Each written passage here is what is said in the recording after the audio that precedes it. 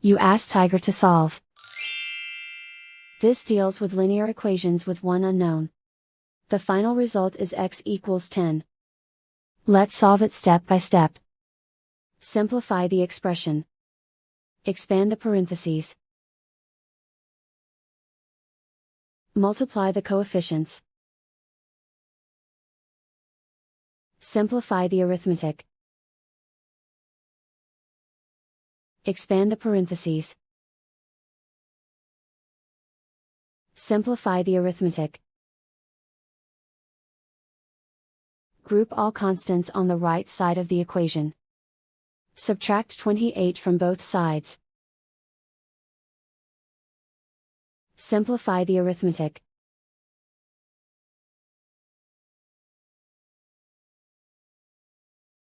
Isolate the x. Divide both sides by -29. Cancel out the negatives. Simplify the fraction. Cancel out the negatives. Find the greatest common factor of the numerator and denominator. Factor out and cancel the greatest common factor. And so the final result is x equals 10.